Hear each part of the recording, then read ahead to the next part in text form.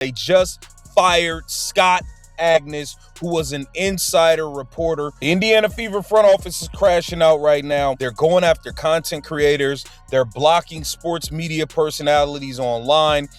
The Indiana Fever's front office has spent recent weeks engaged in a pattern of behavior that is difficult to characterize as anything other than institutional panic.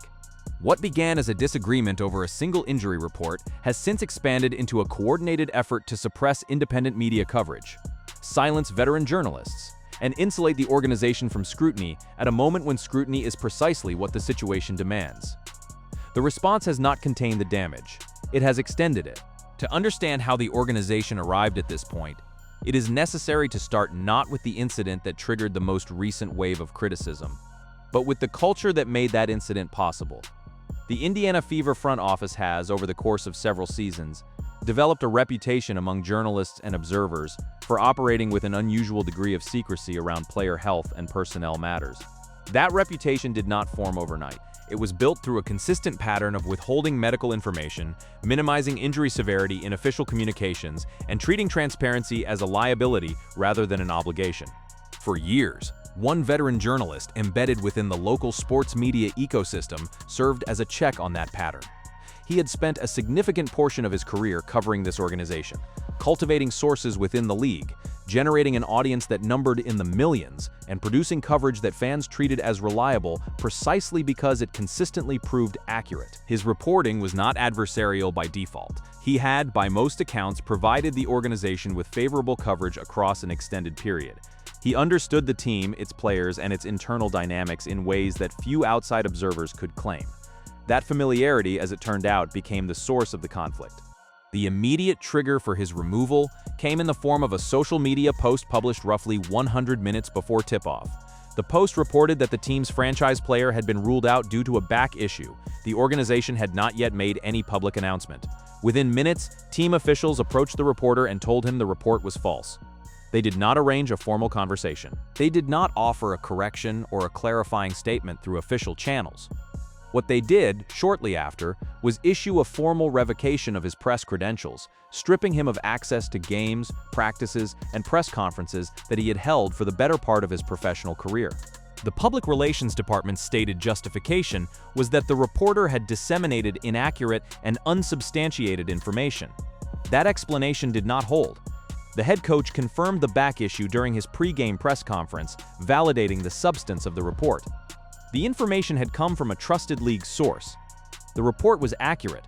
The organization knew it was accurate when they revoked the credentials. They proceeded anyway. What the front office was protecting was not the truth. What they were protecting was the timing. The decision to pull his access was not a response to inaccuracy. It was a response to the fact that accurate information had reached the public before the organization could shape how that information was framed and delivered. That distinction matters because it reveals the underlying logic of how this front office operates. The concern is not whether information is correct. The concern is whether the organization controls it. That instinct toward control has a longer history with this reporter specifically. He was not new to uncovering what the organization preferred to keep private. In a previous season, he reported on a severe ankle bone bruise that the team's star player had been managing quietly. The organization had made no public disclosure. There was no indication they intended to. His reporting made the concealment impossible to maintain. The public learned the extent of the injury because of his work, not because the organization chose to communicate honestly. The same dynamic played out when another prominent player on the roster sustained a serious meniscus tear. The organization's initial characterization of the injury was vague and deliberately minimizing. The framing suggested something minor, a routine lower body concern, the kind of language front offices use when they want to avoid follow-up questions. The reporter pursued the story, identified the actual diagnosis, and published it. The organization's preferred version of events did not survive contact with his sourcing.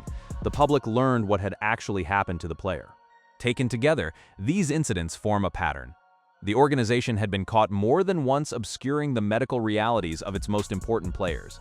That pattern had a documented critic in this particular journalist, someone with the sources and the platform to make concealment difficult. His removal from the press corps did not reflect a genuine concern about journalistic standards. It reflected a decision to eliminate the most effective obstacle to the organization's information management strategy. The response from national media was immediate and pointed. Prominent commentators and reporters across the sports media landscape pushed back on the credentialing decision publicly, with several characterizing the move as an attempt to drive a respected journalist out of his profession for doing his job accurately. The criticism was not directed at the underlying injury disclosure or the substance of his report. It was directed at the retaliatory nature of the credential revocation itself, and at what that decision said about the organization's relationship with independent coverage. Several public voices with significant platforms described the front office's behavior as more consistent with an organization that cannot tolerate scrutiny than one that has a legitimate grievance about journalistic conduct. The framing of the reporter as a source of inaccurate information did not hold up against the timeline of events. The back issue was confirmed. The report was accurate. The credential was still revoked. Observers noted the contradiction plainly.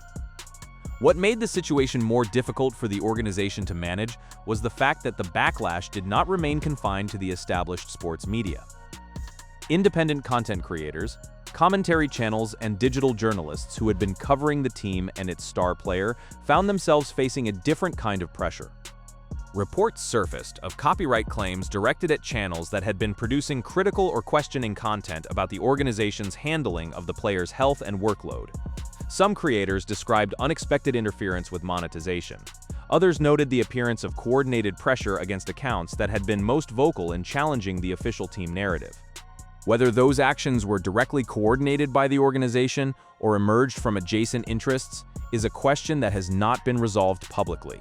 What is clear is that the timing aligned closely with the broader effort to limit the range of voices covering the team in ways the front office did not sanction. The effect, regardless of the mechanism, was the same. Independent voices critical of the organization found themselves under pressure that had not existed before the credential revocation became public. This expansion of the pressure campaign beyond credentialed journalists into independent digital media is significant for several reasons. Traditional press credential revocations, while aggressive, operate within a recognizable framework. A front office withdrawing access from a reporter is a power the organization holds and occasionally exercises.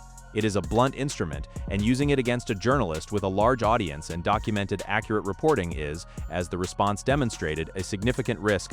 But extending that pressure into the independent digital space represents something different in kind.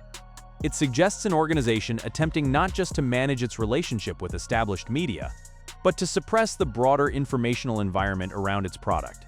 The viewer response to coverage of these events has been consistent in its direction. The sentiment that has emerged across comment sections and public discussion is not primarily focused on the injured player or the specific medical details at the center of the story. The dominant concern is the organization itself. Viewers have expressed a level of distrust toward the front office that goes beyond frustration with a single decision. The word that has appeared repeatedly in public commentary is incompetence. So has the word corrupt.